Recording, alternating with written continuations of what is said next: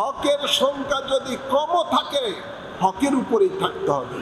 বাতিল যত বড়ই শক্তিশালী হোক না কেন, যত বড় দল হোক না কেন, তার সাথে কোনো আপোষ করা যাবে না। এটাই হলো কারবালার শিক্ষা। ইমানদারকে, নবী প্রেমিকদেরকে শিক্ষা নিতে হবে।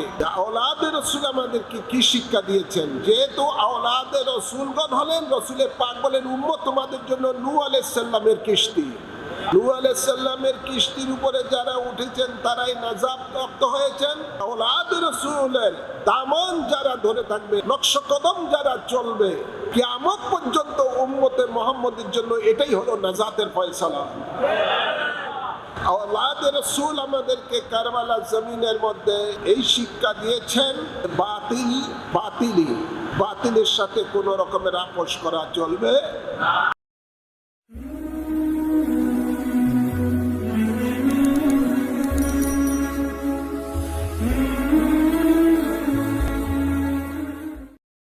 উপস্থিত সম্মানিত মুসল্লিয়ানে কেরাম, আসুন আমরা মহান রব্বুল ইজ্জতের দরবারে শুকরিয়া আদায় করি, যিনি আমাদের সকলকে দয়া করে, মায়া করে ঐতিহ্যবাহী বাইতুল ইজ্জত জামে মসজিদের মাঝে পবিত্র জুমার নামাজ আদায় করার জন্য আসার তৌফিক দান করেছেন।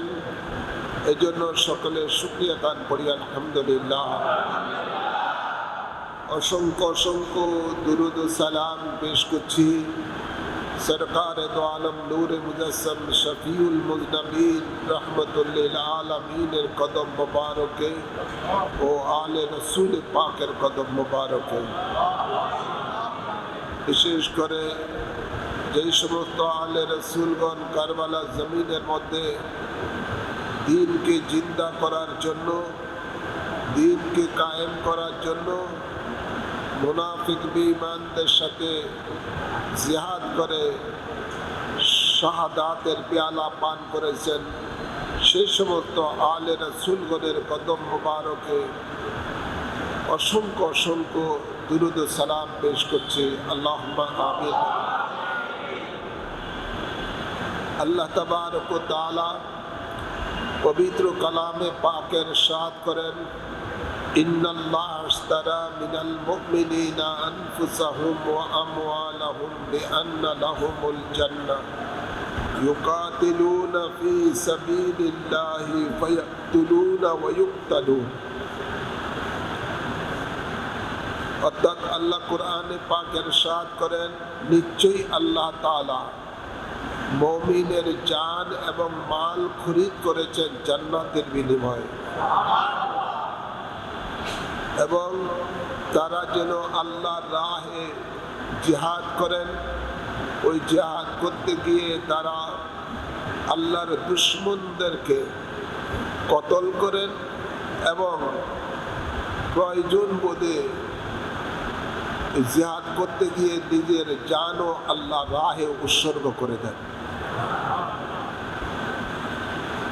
এই মাস মুহররমের মাস শেষে যদি আমরা মুহররম মাসের শেষ লগ্নে আমরা চলে এসেছি। এই মুহররম মাস আওলাদে রাসূল আমাদেরকে এটাই শিক্ষা দিচ্ছেন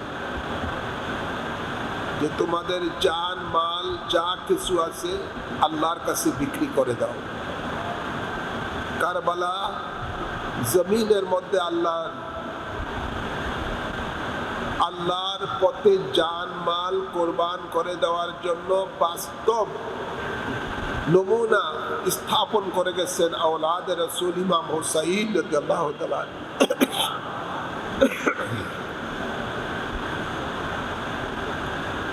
তিনি যা কিছু করেছেন কারবালা জমিনের মধ্যে সব কিছু আল্লাহর প্রেমে উৎসর্গ করেছেন।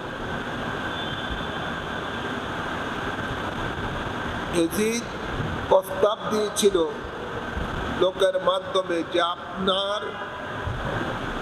আপনি শুধু আমাকে আমিরুল মুমিনিন হিসেবে মেনে নেন, আমার কাছে বায়াত দেন, আপনার জন্য যা যা দরকার আরাম আয়েশের সব ব্যবস্থা আমি করে দেব।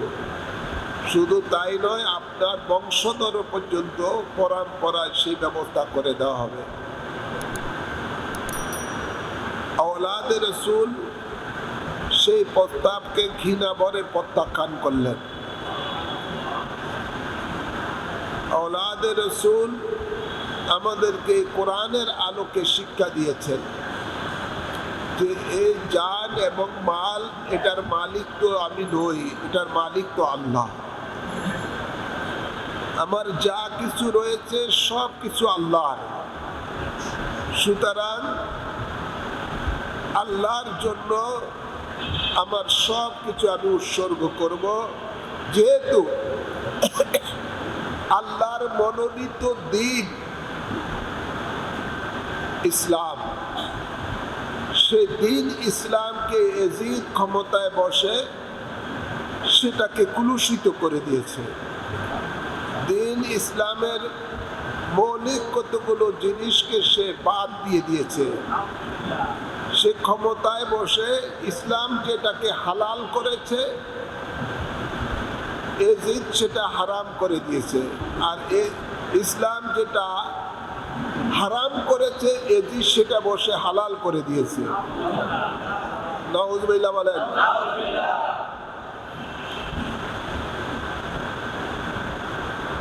যে দিন আল্লাহর মনোনীত দিন ইসলাম, যে ইসলাম আল্লাহর হাবিব রহমতুল্লিল আলামিন তার দন্দান মুবারকের শহীদের বিনিময়ে কায়েম করে গেছেন, যে ইসলামের জন্য আল্লাহর হাবিব রক্ত মুবারক জমিনে ঝরিয়েছেন, যে ইসলামের জন্য আল্লাহর হাবিব 27টি যুদ্ধের সেনাপতির দায়িত্ব পালন করেছেন, যে ইসলামের জন্য আল্লাহর হাবিব দেশ থেকে দেশান্তর হয়েছেন, যে ইসলামের জন্য আল্লাহ নবী না খেয়ে পেটে পাথর বেঁধে খন্দকের খাল খনন করেছেন, সেই ইসলামকে এজিদ কুলুষিত করে দিচ্ছে। আর আওলাদে রসুল সেটা তাকিয়ে থাকবে, এজিদের কুপ্রস্তাব মেনে নিবে, এটা তো হতে পারে না। আওলাদে রসুল সেই দিন তার প্রতিবাদ করেছেন এবং এই প্রতিবাদ করতে গিয়েই তেনার সামনে এই নির্মম অবস্থা আসলো যে তিনি নিজেও শহীদ হয়েছেন, নিজের পরিবারের ৭২ জন সদস্য শহীদ হয়েছে। তো আওলাদে রসুল আমাদেরকে শিক্ষা দিচ্ছেন যে বাতিলের সাথে কোনো রকম আপোষ করা যাবে না, কোনো রকম আপোষ করা যাবে না। কিছুদিন পূর্বে এক সাংবাদিক এক জাতীয় পত্রিকার সাংবাদিক আমাকে প্রশ্ন করেছিলেন ফোন করে যে আপনার ইসলামিক দল ইসলামিক ফ্রন্ট বাংলাদেশ, ওনারা কি আজকে বিভিন্ন জামাতের নেতৃত্বে বা বিভিন্ন দলগুলো আজকে জামাতের নেতৃত্বে জোট করতেছে, আপনারা কি সেই জোটে যাওয়ার খেয়াল আছে কিনা, বা জোটে কি অবস্থা আপনাদের চিন্তা ভাবনা? আমি স্পষ্ট জানিয়ে দিয়েছি, দিন আর রাত যেমন এক হয় না, কথা বলছেন, তেল আর পানি যেন মিশে না, হক এবং বাতিলের সাথে কখনো মিশা হক যাবে, কখনো যাবে না, কখনো যাবে না। বাতিল যত রকমের শক্তিশালী হোক না কেন, বাতিল যত রকমের নির্যাতন চালাক না কেন, বাতিলের সামনে মাথা নত করা যাবে না, তার সাথে কোনো আপোষ করা যাবে না। এটাই আওলাদে রসুল কারবালা জমিনে আমাদেরকে শিক্ষা দান করেছেন। যদি আপোষ করতেন তাহলে ওনার ফ্যামিলি সহ উনি এত নির্মম ভাবে শাহাদাতের পেয়ালা পান করতেন না কারবালা জমিনের মধ্যে। আপোষ করার জন্যই ওনাকে প্রস্তাব দেওয়া হয়েছিল এজিদের পক্ষ থেকে, কিন্তু আওলাদে রসুল সেটা প্রত্যাখ্যান করলেন। বাতিল বাতিলই। আল্লাহ বলেন হক এবং বাতিলকে তোমরা মিশ্রিত করো না। হক এবং বাতিল মিশ্রিত না করার জন্য কার নির্দেশ? আল্লাহর নির্দেশ। হকের সংখ্যা যদি কমও থাকে, হকের উপরেই থাকতে হবে। বাতিল যত বড়ই শক্তিশালী হোক না কেন, যত বড় দল হোক না কেন, তার সাথে কোনো আপোষ করা যাবে না। এটাই হলো কারবালার শিক্ষা। এটাই হলো কারবালার শিক্ষা। আমাদেরকে শিক্ষা নিতে হবে যে কারবালা জমিনের থেকে ঈমানদারকে, নবী প্রেমিকদেরকে শিক্ষা নিতে হবে যে আওলাদে রাসূল আমাদেরকে কি শিক্ষা দিয়েছেন। যেহেতু আওলাদে রাসূলগণ হলেন, রাসূলের পাক বলেন উম্মত তোমাদের জন্য নূহ আলাইহিস সালামের কিস্তি। নূহ আলাইহিস সালামের কিস্তির উপরে যারা উঠেছেন তারাই নাজাত প্রাপ্ত হয়েছেন। ঠিক আওলাদে রাসূলের দামন যারা ধরে থাকবে, নকশকদম যারা চলবে, কিয়ামত পর্যন্ত উম্মতে মুহাম্মদের জন্য এটাই হলো নাজাতের ফয়সালা। এদিক সেদিক যাওয়ার কোনো সুযোগ নাই।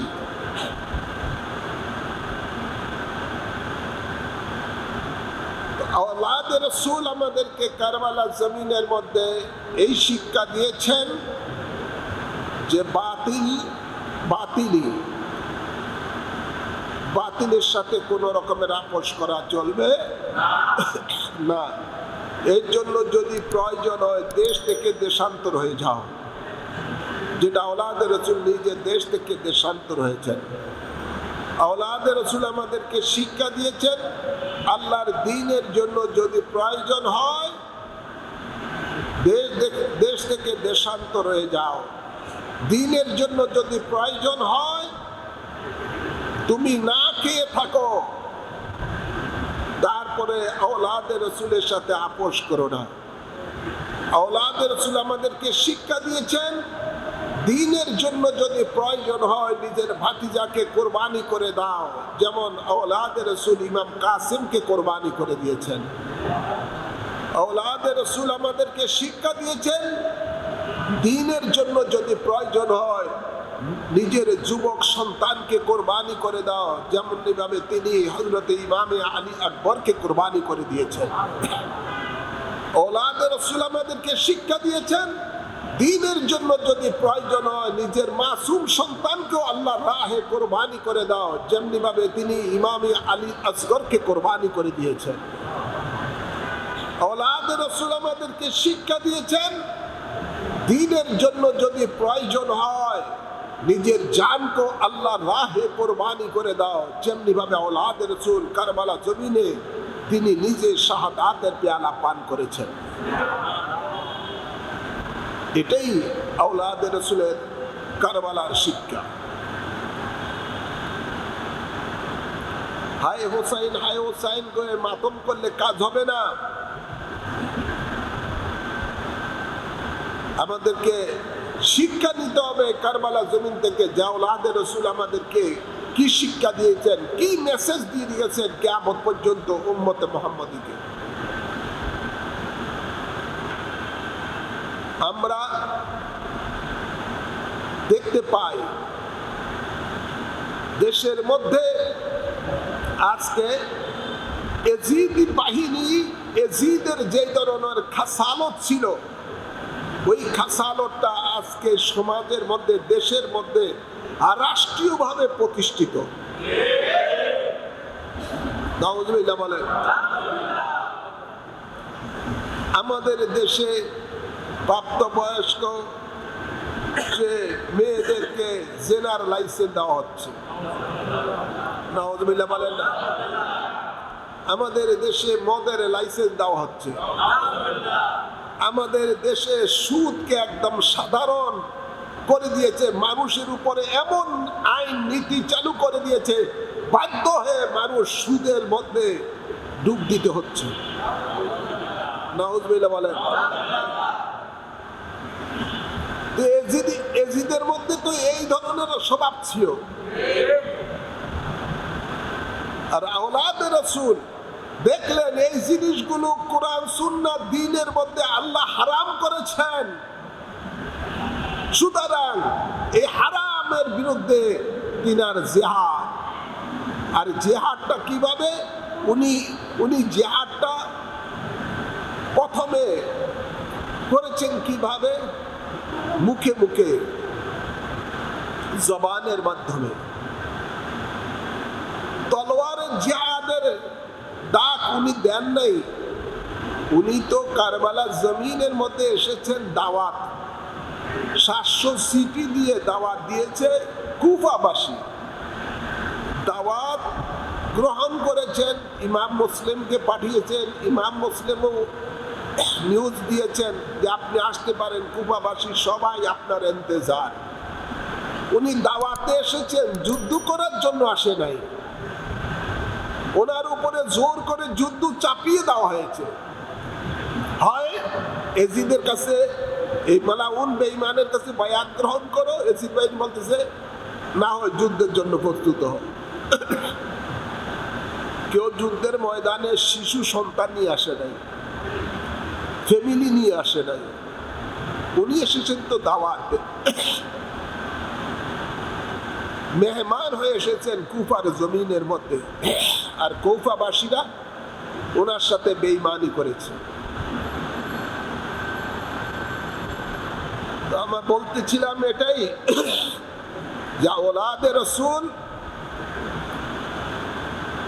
কারবালা জমিনের মধ্যে এসেছেন দাওয়াত মেহমান হয়ে দাওয়াত গ্রহণ করে।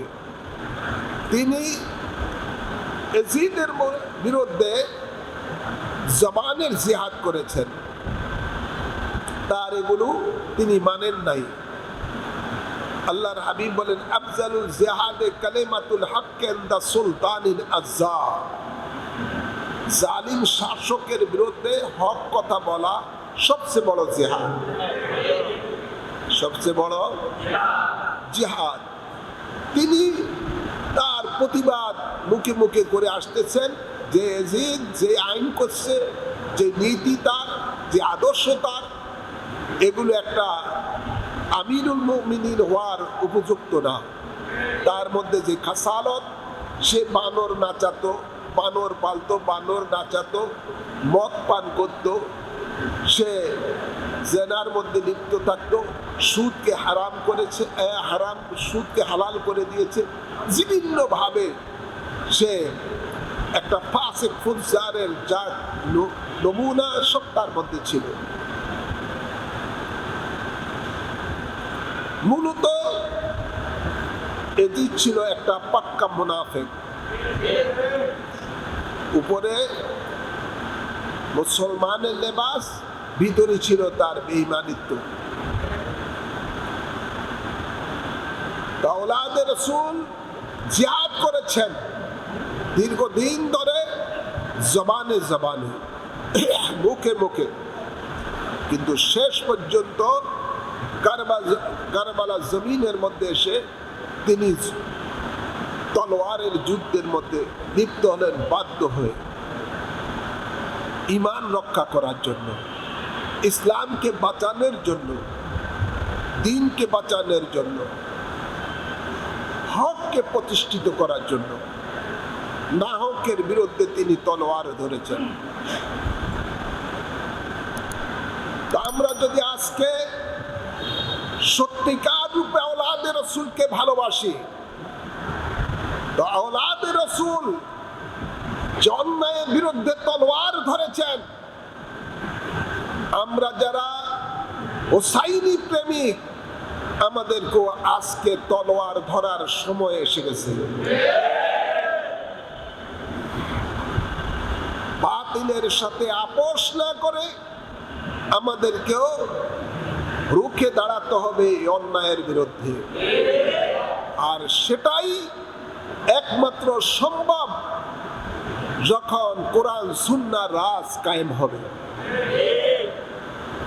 তাগুতি শক্তিকে ক্ষমতা থেকে বিতাড়িত করে হুসাইনি আদর্শের ব্যক্তিদেরকে ক্ষমতার মধ্যে বসানোর পরেই এই এজিদি খাসালতের যত এজিদি আদর্শ যা বাংলার জমিনে রাষ্ট্রীয়ভাবে প্রতিষ্ঠিত হয়েছে এগুলোকে মূলোৎপাটন করা যাবে।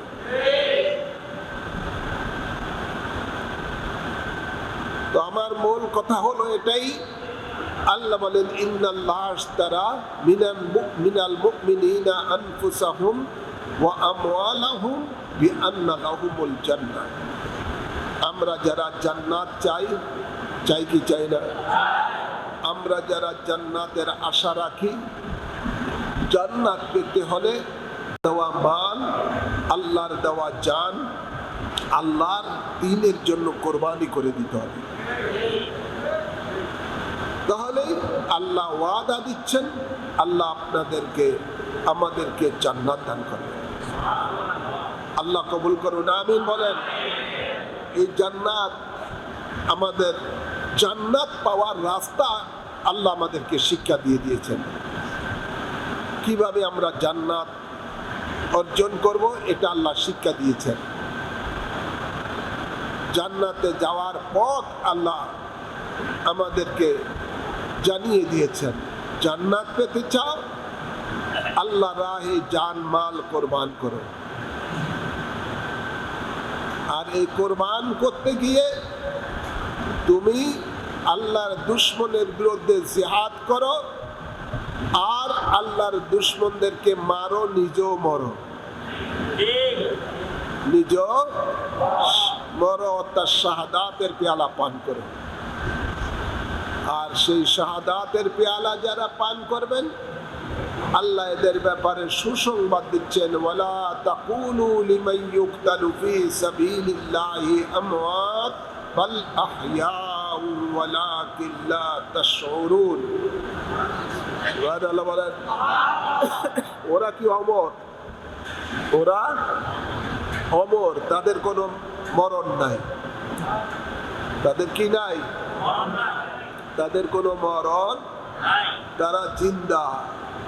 তাদের নাম কিয়ামত পর্যন্ত আল্লাহ ঈমানদারের জবানের মধ্যে জিন্দা রাখতেছেন। ঠিক না ঠিক? औलादे रसूल इमाम हुसैन রাদিয়াল্লাহু তাআলা আনহু তিনি জিন্দা আছেন না নাই? এখনো জিন্দা। সৈয়দুশ শুহাদা জিন্দা। আর ওই দিন ইয়াজিদ বাহ্যিকভাবে যদিও জয়লাভ করেছে, কিন্তু হাকিকতে সে পরাজিত। এই মালাউনের নাম মানুষ ঘৃণা ভরে, গালি সহকারে, লানত সহকারে উচ্চারণ করে। আর যারা আল্লাহর রাহে কোরবানি করেছেন, ওনাদের নামে কিয়ামত পর্যন্ত ঈমানদারেরা সিন্নি সালাত করেন। ওনাদের নাম গুণগান গান, ওনাদেরকে মহব্বত করে ওনাদের নামের সাথে নিজের সন্তানের নামও রাখেন। আল্লাহ রাহে যারা শহীদ হয়, আল্লাহ বলেন এরা জিন্দা, এরা জিন্দা, এরা জিন্দা ছিলেন, আছেন, থাকবেন।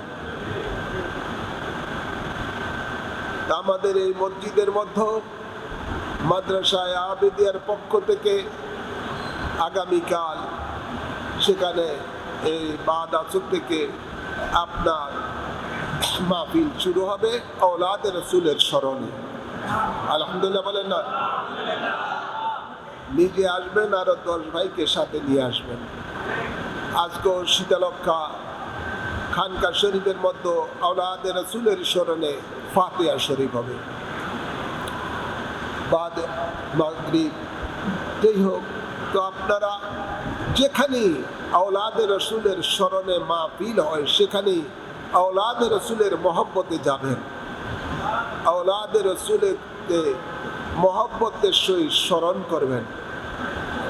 औलादे রসুলকে মহব্বত করা এটা ঈমান। আর औलादे রসুলের সাথে দুশমনি রাখা মানে এটা বেঈমানের চিহ্ন। মহব্বত রাখা ঈমানের চিহ্ন, আর দুশমনি রাখা বেঈমানের চিহ্ন।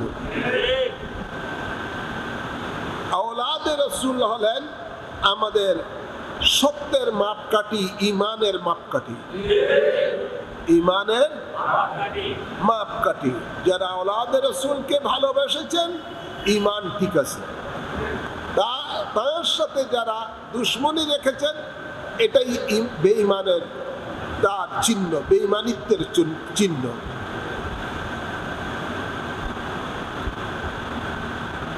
আমাদের সমাজে যখনই আপনারা ইউটিউব করে দেখেন বা বিভিন্ন ফেসবুক দেখেন, বিভিন্ন আপনার টিভি চ্যানেলের মধ্যে এই বেঈমানের পরিচয় পাওয়া যায়। বিভিন্ন শায়েখের মুখে, বিভিন্ন মৌলবীদের, এজিদপন্থীদের মৌলবীদের মুখে পাওয়া যায় যে তারা এজিদের পক্ষে সাফাই গায়। তারা বলে থাকে এই যুদ্ধ হলো এটা রাজনৈতিক যুদ্ধ, সিয়াসি যুদ্ধ, ইত্যাদি ইত্যাদি। এজিদের নামের পরে তারা দোয়া পড়ে। আউযুবিল্লাহ বলেন।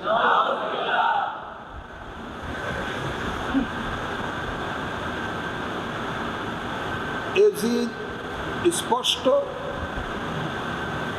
সে একদম মুনাফিক, মালাউন, সবচেয়ে বড় হলো সে কাফের।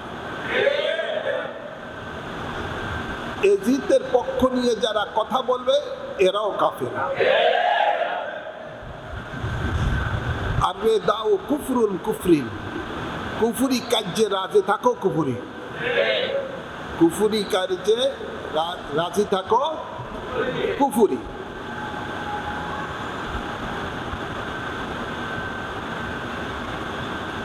তো আলহামদুলিল্লাহ, মালাউনেরা যতই এজিদের পক্ষ অবলম্বন করুক না কেন, এদেশের যারা আহলে সুন্নাত ওয়াল জামাতের আকীদাপন্থী, নবী প্রেমিক, ওলি প্রেমিক, দিনদার মুসলমানেরা, তারা প্রত্যেকের অন্তরেই আওলাদে রাসূল ইমাম হুসাইনের মহব্বত।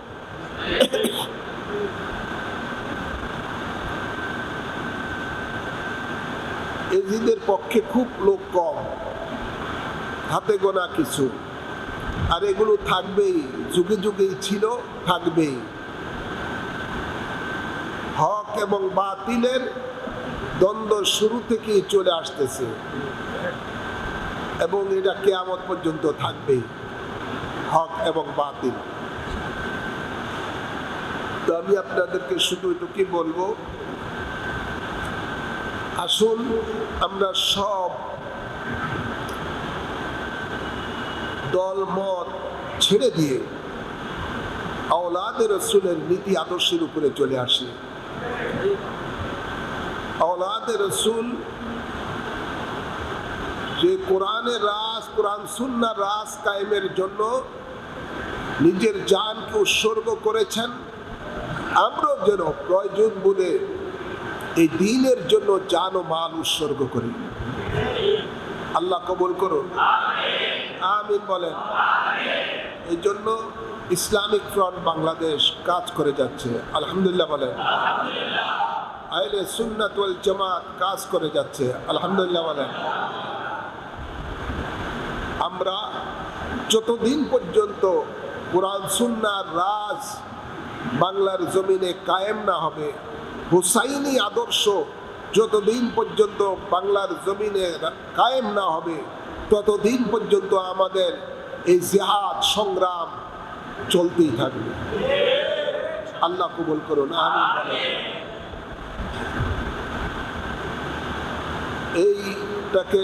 এই লক্ষ্যকে সামনে নিয়ে আমাদেরকে এগিয়ে যেতে হবে, মানুষজনকে বুঝাতে হবে, মানুষজনকে সুসংগঠিত করতে হবে এবং আওলাদে রাসূলের চেতনায় যেন তারা উজ্জীবিত হয়, তার জন্য সাংগঠনিকভাবে কাজ করতে হবে, বিচ্ছিন্নভাবে নয়, সাংগঠনিকভাবে কাজ করতে হবে।